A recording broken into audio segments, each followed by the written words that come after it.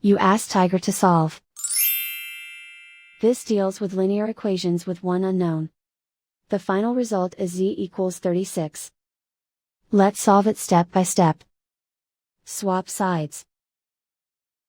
Group all constants on the right side of the equation. Add 23 to both sides. Simplify the arithmetic.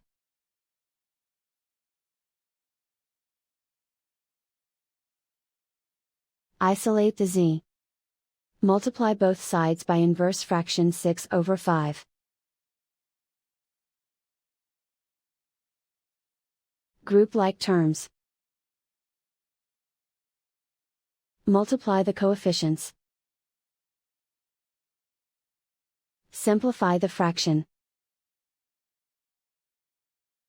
Multiply the fractions.